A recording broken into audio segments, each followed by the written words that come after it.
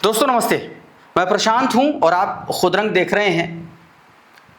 3 विधानसभा सीटों पर उपचुनाव था।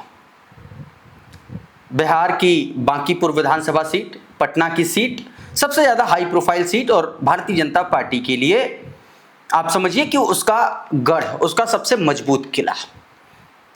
दूसरी विधानसभा सीट मध्य प्रदेश की दतिया विधानसभा सीट। मध्य प्रदेश की दतिया विधानसभा सीट भी भारतीय जनता पार्टी का मजबूत गढ़ मानी जाती थी। और तीसरी गुजरात की। इन 3 सीटों में से 2 पर भारतीय जनता पार्टी चुनाव बुरी तरीके से हार गई। बांकीपुर की जो सीट है वो ज्यादा अलार्मिंग भारतीय जनता पार्टी के लिए क्यों है वो मैं अभी आपको बताऊंगा, लेकिन ये सब कुछ हुआ क्यों वो सबसे पहले आपको बताता हूं। Chief justice of India justice Suryakant का एक बयान आया। बयान में जस्टिस सूर्यकांत ने बेरोजगारों को, पत्रकारों को, डिजिटल इन्फ्लुएंसर्स को, आरटीआई एक्टिविस्ट्स को जो है कॉकरोच कह दिया। यह कहने के बाद नीट का पेपर का मामला चल रहा था, नीट का पेपर लीक हो गया और इसी में ये सारा का सारा गेम जो है भारतीय जनता पार्टी के खिलाफ उल्टा पड़ गया। अभिजीत दीपके ने बाकायदा एक वेबसाइट तैयार कर दी, तमाम सारे सोशल मीडिया प्लेटफॉर्म पर कॉकरोच जनता पार्टी के नाम से पूरा झंडा बुलंद कर दिया। भारतीय जनता पार्टी के लिए मिलॉर्ड का एक बयान उसकी राजनीतिक ताकत में किस तरीके से होल कर गया उसको लेकर के आज मैं बताने वाला हूं। मतलब हालात ये हैं कि मिलॉर्ड ने अपना पल्ला झाड़ लिया। मिलॉर्ड ने कह दिया कि देखो ऐसा मत करो यार, लाठी वाठी मत चलाओ, लाठी नहीं चलानी चाहिए। वही मिलॉर्ड जब लाठीचार्ज हुआ 20 तारीख को और 21 तारीख को याचिका पड़ी तो कह रहे थे कि हमारे पास समय नहीं है। कहना सिर्फ यह है कि मिलॉर्ड समय और सिचुएशन के हिसाब से अपना तो मामला सेट कर चुके हैं, लेकिन भारतीय जनता पार्टी उस भंवर में ऐसा फंस गई है कि पूरा का पूरा विपक्ष चौतरफा हल्ला बोल रहा है। हालात यह हैं कि राष्ट्रीय स्वयंसेवक संघ और मोहन भागवत की हालत खराब है। मतलब संघ तक को यह समझ में नहीं आ रहा है कि जनरेशन जी जो है इससे कैसे मुकाबला किया जाए, इसको कैसे वश में किया जाए। पूरा विश्लेषण आपको बताता हूं। सबसे पहले सुप्रीम कोर्ट से शुरू करता हूं। आपके स्क्रीन पर इस खबर को देखिए। यह मिलॉर्ड ने कहा है, जस्टिस सूर्यकांत ने कहा है कि जंतर मंतर पर प्रदर्शन, सुप्रीम कोर्ट की नसीहत, सीजेआई बोले हैं कि युवाओं की बात सुनिए, पत्थरबाजी हो तब भी संवाद जरूरी। यह मिलॉर्ड के बदले बदले से हुजूर नजर आ रहे हैं। हुजूर के अगर इससे पहले के 2 बयान और टिप्पणियों को देख लेंगे तो आपको समझ में आ जाएगा कि मिलॉर्ड किस तरीके से बात करते थे और किस तरीके की बात पर आ गए हैं। तो एक बात तो साफ है, मिलॉर्ड को यह बात पता चल चुकी है कि उन्हीं का बयान भारतीय जनता पार्टी के गले की फांस बन गया है। न्यूज 24 का ये ग्राफिक्स प्लेट देखिए, पूरी खबर आपको नहीं बताऊंगा। पूरी खबर में मिलॉर्ड ने यही सब कहा है। कहा कि युवा छात्र प्रदर्शनकारियों से निपटने के दौरान अधिकारियों को अत्यधिक संयम बरतना चाहिए और बहुत सावधानी से कदम उठाना चाहिए लाठीचार्ज पर। फिर कहा कि अदालत का मानना है कि हिंसा को रोकने के लिए की गई कोई भी हिंसक कार्रवाई स्थिति को सुलझाने की बजाय और अधिक भड़का सकती है। यह सब कहा गया। यह सब कुछ कहा गया तब जब 3 सीटों पर विधानसभा चुनाव के नतीजे आए और नतीजे आने के बाद भाजपा की हालत खराब हो गई और उसके बाद अदालत भी थोड़ा सा सॉफ्ट मोड में आ गई। उधर मोहन भागवत का एक बयान याद कीजिए। अभी 20 तारीख के बाद उन्होंने 22 23 जुलाई के आसपास उन्होंने एक बयान दिया था जिसमें उन्होंने कहा था कि संवाद करिए, उनसे एक तरीके से विवाद मत करिए। अभी ऐसा नहीं है, नई पीढ़ी प्रश्न पूछती है, उनको तर्क बताना पड़ता है। जो सारा भौतिक साधनों से प्रचार का मारा उन पर होता है, उसमें से भूल भुलैया उत्पन्न उनसे उनको बाहर निकालना पड़ता है। तो एक तो बहुत अधिक अपनापन देने की जरूरत है, समय देने की जरूरत है और संवाद करने की जरूरत है। डिक्टेशन नहीं, डिस्कशन।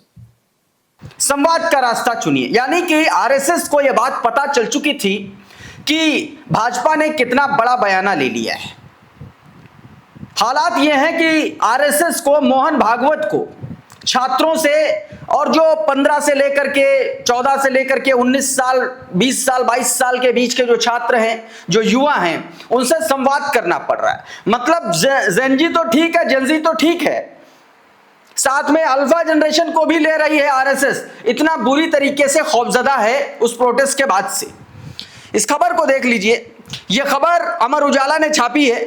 बताया है कि मुंबई में जेन-जी और जेन अल्फा को संवाद करेंगे मोहन भागवत। विपक्ष ने खड़े किए सवाल, किसने क्या कहा, यह पूरी खबर है। बताया गया है कि राष्ट्रीय स्वयंसेवक संघ के सरसंघचालक मोहन भागवत 6 अगस्त को, यानी कि कल, लोकतंत्र और राष्ट्र निर्माण के मुद्दे पर जेन-जी के साथ जेन अल्फा छात्रों से संवाद करेंगे। संघ प्रमुख India's International Movement to United Nations की 15वीं वर्षगांठ के उपलक्ष्य में युवा सम्मेलन और उद्घाटन सत्र में हिस्सा लेंगे और उस दौरान ये करेंगे। बताया जा रहा है कि मुंबई के बांद्रा कुर्ला कॉम्प्लेक्स में होने जा रहे इस सम्मेलन में देश के अलग अलग 100 शहरों से 15 से 19 वर्ष की आयु के 2000 से ज्यादा छात्र जुटेंगे। कॉकरोच जनता पार्टी के आंदोलन के बाद संघ युवाओं के बीच अपनी लोकप्रियता बरकरार रखना चाहता है। संघ प्रमुख के इस संवाद को इसी से जोड़ करके देखा जा रहा है। अभिजीत दीपके कह रहे हैं कि 80 साल का बुढ़ा 19 साल से के बच्चों से बात करेगा तो उनके समझ में ये नहीं आएगा। बात सही है। इसी को लेकर के दोस्तों तमाम सारे लोग अपने अपने व्यूज रख रहे हैं, वो मैं आपको सुनाता हूं। प्रोफेसर मुकेश कुमार जो इसको एनालाइज करते हैं वो सबसे ज्यादा इंपॉर्टेंट है। आपकी स्क्रीन पर देखिए, कह रहे हैं कि जंतर मंतर आंदोलन से घबराई सरकार जेन-जी से निपटने के लिए पूरी ताकत झोंक रही है। उसने पुलिस और प्रशासन के अलावा अब आरएसएस और उसके तमाम संगठनों को सक्रिय कर दिया है। बजरंग दल तो पहले से ही आंदोलनकारियों को मारने पीटने में जुटा हुआ है। मोदी सरकार के संकट का अंदाजा इसी से लगाया जा सकता है कि संघ प्रमुख मोहन भागवत खुद मैदान में उतर पड़े हैं। वो 6 अगस्त को मुंबई में 2000 स्कूली छात्र छात्राओं से संवाद करने जा रहे हैं। इसमें से जेन-जी और जेन अल्फा दोनों छात्र छात्राएं शामिल होंगे। ध्यान रहे कि आरएसएस नेता अतुल लिमये आंदोलनकारियों को देशद्रोही बता चुके हैं, यानी आरएसएस एक स्टैंड ले चुका है। इसलिए अब सवाल यह है कि इस संवाद का एजेंडा क्या होगा। क्या यह आंदोलनकारियों के खिलाफ संघी जेन-जी को खड़ा करने की तैयारी है? भागवत के सम्मेलन को लेकर के सवाल भी उठ रहे हैं। कॉकरोच जनता पार्टी के संस्थापक अभिजीत दीपके ने कहा कि भागवत को युवाओं ने मजबूर कर दिया। भागवत ने समझ लिया है कि जेन-जी को नाराज नहीं किया जा सकता, लेकिन युवाओं से ही बेहतर समझते हैं। ऐसे 70-80 साल का कोई संवाद करेगा तो क्या होगा। आदित्य ठाकरे ने कहा है कि अचानक जब जेन-जी और जेन अल्फा से बात करना चाहते हैं, सवाल यह है कि जब वो AK-47 किलो वाली लाठियां, इलेक्ट्रिक शॉटगन, बैरिकेड, आंसू गैस के गोले का सामना कर रहे थे, महिलाओं के साथ बदसलूकी हो रही थी, तब आप कहां थे? जब उन्हें हिरासत में लिया जा रहा था, गिरफ्तार किया जा रहा था, तब आपने क्या किया? अब सवाल उठता है कि भागवत के इस संवाद से क्या होगा। क्या यह संवाद केवल उपदेशों तक सीमित रहेगा, क्योंकि भागवत की विशेषज्ञता तो इसी की है। क्या वे बच्चों को बताएंगे कि आंदोलनकारी देशद्रोही हैं, उनका विरोध करना है, या उन्हें आंदोलनकारियों के प्रभाव से बचने के लिए कहेंगे? ये सवाल जब हो जाएगा उसके बाद पता चलेगा। लेकिन भारतीय जनता पार्टी के नेता जो संघ की पृष्ठभूमि से आते हैं, अशोक परनामी जैसे जो राजस्थान भाजपा में बड़ा कद रखते हैं, वो तो साफ साफ कह रहे हैं कि हमें इससे कोई फर्क नहीं पड़ता। मतलब अहंकार, गुरूर और घमंड अभी भी धारा प्रवाह इनके मुखारबिंदु से बह रहा है। सुनिए जरा क्या कुछ कह रहे हैं भाजपा के वरिष्ठ नेता। यूजीसी आज का मुद्दा तो है क्या हमने लोकसभा का चुनाव नहीं जीता, क्या हमने विधानसभा का चुनाव नहीं जीता, जैसा कि मैंने आपको बताया कि हमने हरियाणा का चुनाव नहीं जीता, क्या हमने दिल्ली का चुनाव नहीं जीता, क्या हमने महाराष्ट्र का चुनाव नहीं जीता, क्या हमने वेस्ट बंगाल का चुनाव नहीं जीता, क्या हमने बिहार का चुनाव नहीं जीता? इसका कोई प्रभाव नहीं। तो एक तो ये तस्वीर निकल के दोस्तों सामने आई है। उधर एक खबर और मैं आपको बता देता हूं। यह खबर जुड़ी हुई है भारत के डिजिटल पेमेंट सिस्टम से दोस्तों। डिजिटल पेमेंट सिस्टम यूपीआई पर क्या नरेंद्र मोदी की सरकार चार्ज लगाने वाली है?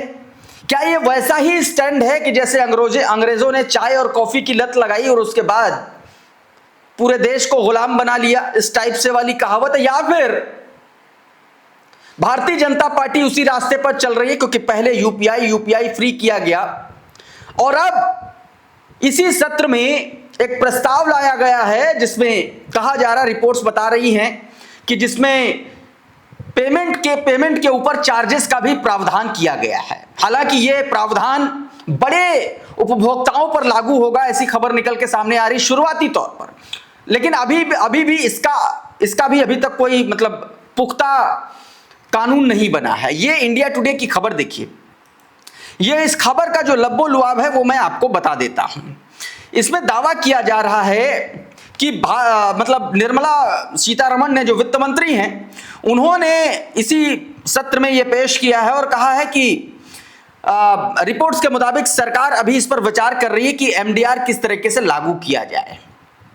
मतलब मर्चेंट डिस्काउंट रेट, जिस पर कुछ परसेंट चार्जेस होते हैं, इसमें 2000 के ऊपर जो पेमेंट हो रहे हैं उन पर चार्जेस हो सकते हैं, खास तौर पर उन व्यापारियों पर जिनकी जो सालाना टर्नओवर 1.5 करोड़ के आसपास है, इसकी भी बात कही जा रही है। लेकिन जब एक कानून बन जाएगा तो फिर एक दिन वो भी आएगा जब हमारे और आपके ऊपर पर भी चार्ज लगने शुरू हो जाएंगे। तो ये भी एक तैयारी कर रही है, मतलब महंगाई से निजात की तो दूर, महंगाई और बढ़ाने और भार डालने की कोशिश की जा रही है। तो दोस्तों, अभी के इस वीडियो में बहरहाल इतना ही। बहुत बहुत शुक्रिया, बहुत बहुत धन्यवाद। आप जुड़े रहिए आपके अपने चैनल खुदरंग के साथ। नमस्कार।